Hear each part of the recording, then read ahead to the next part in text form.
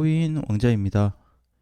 21년도 시장을 경험하지 못하신 분들은 현재 시장을 이해하기 어려울 겁니다. 왜냐하면 데이터가 없기 때문에 지금 이더리움 올라가는 상승 구간하고 비트코인 조정받는 구간하고 안 될 거예요. 이해 자체가. 그래서 비트는 지금 조정받는 구간에서 중간에 2, 3일 정도 반등이 나왔는데 반등 다 실패였고 보합이나 보합 아래로 다 떨어진 상태였습니다. 반면에 이제 이더가 상승이 잘 되고 있는데 이번에 반등을 어쨌든 잘 주고 나서 다이렉트 상승이 나오다 보니까 530에서 540 정도 가면은 이쪽 부근에 도달했을 때 뭐 꼭 얼마다 하기는 좀 애매한데 조정 예상이 됩니다. 조정 예상을 어느 정도 해야 될 것 같고 조정이라고 해서 이더리움이 올라간 게 다 빠진다 이런 건 아니고 그냥 단기 조정 올라간 거 비례해서 적당히 쉬어가는 조정 포인트가 나타날 걸로 보여집니다.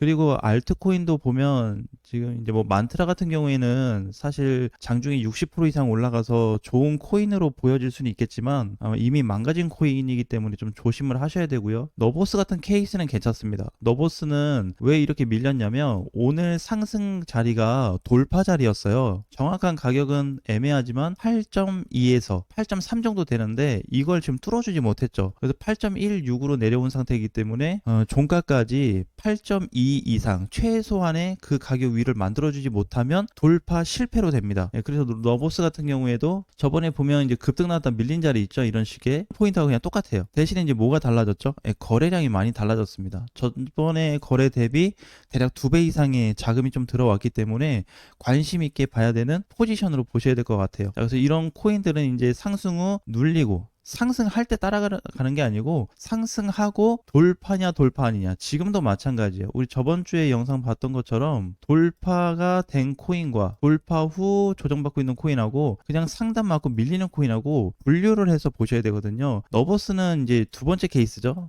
1번에 해당되는 건 아니고 앞전에 보게 되면 이제 이더리움 같은 경우가 1번에 해당이 되고 너버스는 2번에 해당이 됩니다. 그래서 상승 후 조정이 어떤 포지션으로 나오는지 봐야 되고 사실 1번하고 2번하고 크게 다른 게 없는 게 이번에 단기 조정이 마지막 진입할 수 있는 기회가 될 겁니다. 무슨 얘기냐면 지금도 신규 매수 못하고 있고 너무 많이 올랐다고 생각이 들어서 뭐 추가 매수도 좀 부담스럽고 너무 많이 올랐으니까 자, 아무것도 못하겠다 하시는 분들은 한 번 기회가 올 겁니다. 그 한 번 기회가 올 때 다시 한번 잡아볼 수 있어요. 이 기회라는 거를 다시 얘기하면은 조정 자리를 얘기하는 겁니다. 조정 때 공략할 수 있는 포인트가 강해지고 있기 때문에 그 구간에서 어떻게 접근해야 될지를 꼭 확인하셨으면 좋겠습니다. 정말 마지막이 될 것 같아요. 그러면 아까 전에 이제 얘기했던 이더리움 기준으로 봤을 때는 530에서 40 정도 가면은 조정이 나온다고 했는데 그 조정 받는 뭐 꼭 첫날이다, 둘째 날이다 이런 게 아니고 어느 정도 눌렸을 때 이러한 부분들의 마지막 포인트가 될 거예요. 왜 그러냐면 이더가 지금 올라간 포인트를 잘 보셔야 됩니다. 이더리움이 500만 원을 금방 넘어갔어요. 조정받았을 때 구간이 300만 원대였습니다. 300대, 300 초반이었는데 이 며칠 사이에 한 열흘 동안에 많이 올라갔거든요. 앞자리가 두 번 바뀌었습니다. 500만 원 찍어주고 나서는 이제 문제가 뭐가 되냐면 조정 포인트로 봐야 되는데 돌파 후 눌림 자리가 얼마나 나올지 모르겠지만 공간은 적지는 않아요. 만약에 조정받는다 그러면 뭐 500 밑으로 봐서 480만 원, 적게는 많게는 460에서 70 정도 조정을 예상하고 있기 때문에 이 남은 공간 안에서 조절하는 게 필요할 것 같습니다. 왜냐면 이거 돌파는 진짜였으니까. 그리고 나서 지금 들어오고 있는 이번 주 거래량도 보통이 아니죠. 이더리움 최근 시세 대비해서 가장 큰 거래고 비트코인도 넘어가고 있고 그래서 대부분의 강세를 유지할 수 있는 거래 중에 하나다라고 보시면 될 것 같습니다. 이 거래량을 100% 이해할 수는 없어요. 100% 이해하는 데이터는 없습니다. 왜냐하면 사고 파는 거에 대한 물량이 다 짬뽕되어 있고 돌파가 된 거냐 안 된 거냐에 따라서 힘이 있냐 없냐를 따지는 거기 때문에 100쪽보다는 현재 나타나고 있는 캔들 구조에서 거래량이 의미하는 거는 어떤 쪽인지를 맞춰가는 거지 무조건 돈이 들어왔다고 해서 좋다 나쁘다 이렇게 평가할 수는 없습니다. 아무튼 현재 위치에서는 어느 정도 정점 구간에 올라왔는데 모르겠어요. 장중에 좀 심하게 올라준다면 560만 원 앞전 정고점도 터치해주지 않을까 이렇게 보고 있습니다. 600까지는 안 될 것 같고 600 오기 전에 조정이 한번 나타날 것 같거든요. 그래서 올라갔다가 눌렸을 때 재공략하는 방향으로 가시면 좋을 것 같습니다. 그리고 이번 조정 때 올라왔던 알트코인들 잘 보셔야 되는데 일부 알트코인들이 있잖아요. 오늘 뭐 너보스나 IOST도 장중 급등이 나왔었고요. 아테나, 뭐 블러 이런 코인들도 마찬가지인데 상승 후 조정이 나오게 되면 나쁘게 볼 게 아니고 땡큐다. 그 아까 얘기했던 이제 기회인데 저는 기회가 안 올 줄 알았거든요. 한 번 더 오더라고요. 한 번 더 남았다 그랬죠. 이 마지막 기회, 진짜 마지막 기회를 잡으셔야 됩니다. 물론 이 마지막 기회가 조정이 뭐 한 주 동안 지속이 될지 아니면 2주 동안 지속이 될지 모르겠어요. 하지만 잡을 수 있다면 마지막 포인트가 될 겁니다. 여기 놓치면은 이제 이런 상승 속에서 절대 잡을 수 없겠죠. 부담스러워요. 이더리움이라고 했을 때 지금 계속 올라가고 있잖아요. 그럼 중간에 잠깐 쉬고 또 가고, 쉬는 듯 하면서 가고, 이렇게 해서 계속 가기 때문에 살 수가 없습니다. 왠지 3이 또 떨어질 것 같거든. 그래서 부담스럽고 리스크를 좀 감수해야 되는 부분이지만, 전체적인 포지션으로 보게 되면, 이더리움 월봉상 보면 굉장히 부담스러워 보이죠. 왜냐면, 저점에 왔다가, 그죠? 이번에 저점에 왔다가 저항 정도 올라왔기 때문에 이 정도면 이제 시세 끝 아니냐 이렇게 느껴질 수는 있는데 완전하게 이더리움이 끝났다 이렇게 볼 수는 없습니다. 그렇다고 해서 조정받고 다시 가는 것 쪽으로 봐야 되는데 조정의 깊이가 얼마나 나올지 몰라요. 아까 공간이 한 요만큼 열려 있었기 때문에 이만큼 조정이면은 이번 주 올라간 거 50%에서 많게는 25% 정도 조정이 나올 수 있다는 거예요. 그럼 25% 정도 눌린다고 가정을 했을 때, 그러니까 공간이 저만큼 나온다는 거죠. 나온다고 했을 때 지금 알트코인들 어떻게 해야 되고 그냥 가지고 있는 수익 코인들 아니면은 못 산 코인들 가지고 어떤 전략을 취해갈지를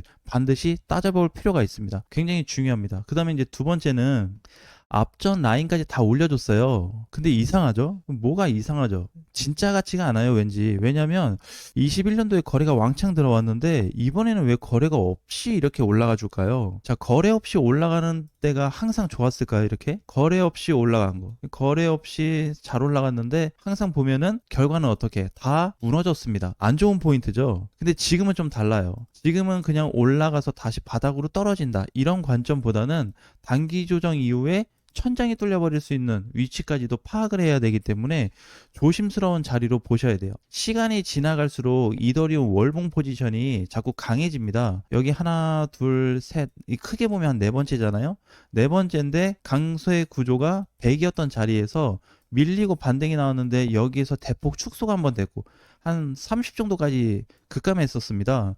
이번에 저점이 와서 돌파를 다시 만들어줬던 이 구간에서 70 이상으로 올라와줬죠. 수치상 보게 되면. 그래서 초기에는 강세, 그렇다가 반토막 나서 못 가는 시장이 되었고 계속 조정이었는데 돌파 시점에서 70% 이상 비율이 나타나면서 다시 상승이 나타났을 때 거의 100가 부근 비슷한 포인트가 나타나고 있습니다. 현재 위치도 거의 100에 가까워요.